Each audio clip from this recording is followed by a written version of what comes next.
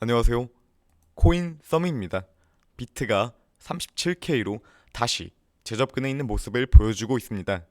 해시레이트 역시 전일 대비 8.72% 하락하였고 하루 사이에 급락이 이어지며 박스권 재진입이 이루어졌습니다.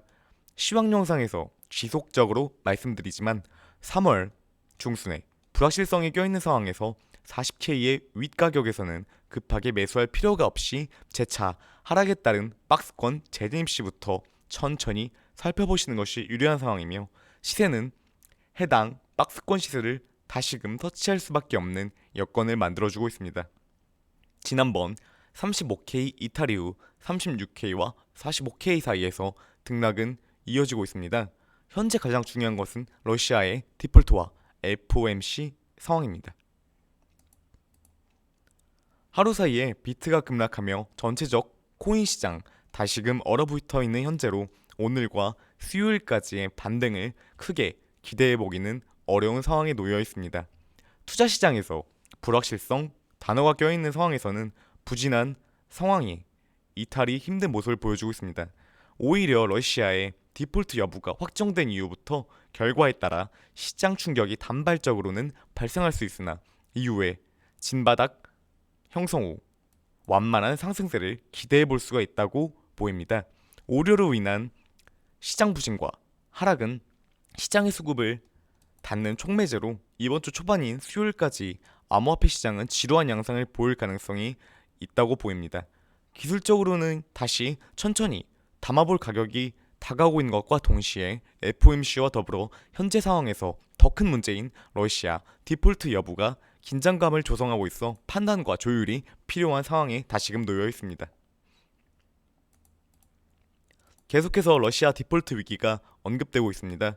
사실 4,800만 원대까지 하락은 현재 시장에서는 당연하다고 볼 수가 있습니다. 오히려 한화 5천만 원대 이상, 40K 이상의 시세는 거품이 껴있는 가격으로 일시적 펌핑일 가능성이 높았기에 현재의 가격은 정상적이고도 이 위치에서의 기반을 어떻게 다지느냐가 더 중요한 문제입니다. IMF 총재는 러시아의 채무 불이행이 일어나지 않는다고 생각하지는 않는다라는 발언을 하며 현재 외화 보유액 접근이 차단된 러시아에 대한 우려를 보이고 있습니다. 하지만 이와 동시에 전 세계 금융위기 촉발 여부에 대해서는 부정적이지 않은 입장을 표명하고 있습니다. 디폴트는 발생할 수 있으나 세계 금융시장에 대한 충격에 대해서는 당장은 그렇지 않다라는 언급입니다.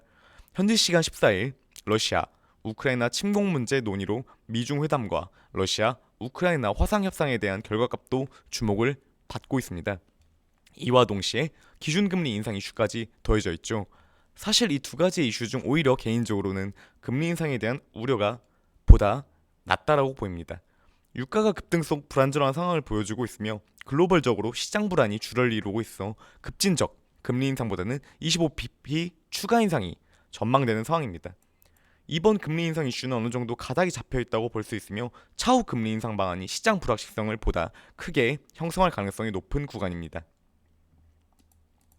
지난 조 바이든 대통령의 가상화폐 행정명령이 9일 서명됨에 따라 8%의 급등을 보였던 비트코인으로 채굴, 스테이킹 관련 활동에는 자본이득세 미부과 계획 소식 등으로 수급이 크게 유입되었던 이슈였습니다. 현재는 상승폭 다시 반납한 상태이지만 이와 동시에 시장 불확실성 껴있는 상황 속 언론 통한 비트코인에 대한 긍정적인 전망과 말바꾸기가 함께 발생하고 있습니다.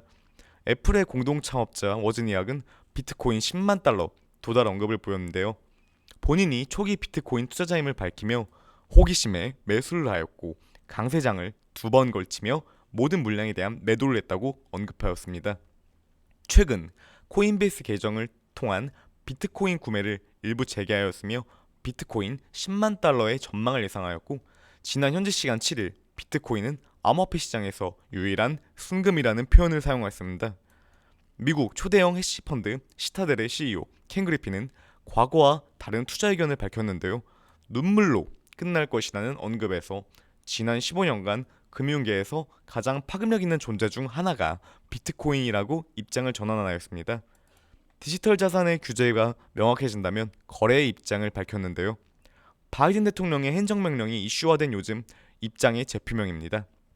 시장에서 영향력 있는 인물을 앞세워 시장 트렌드를 흔드는 모습은 언제나 발생하였고 10만 달러에 대한 가능성 역시 자주 언급되었으나 암호화폐 시장에 대한 명확한 틀이 잡혀가는 것과 동시에 단기 불확실성 해소 후 시장 분위기 개선은 소폭적이고도 완만하게는 나올 수 있다고 생각합니다.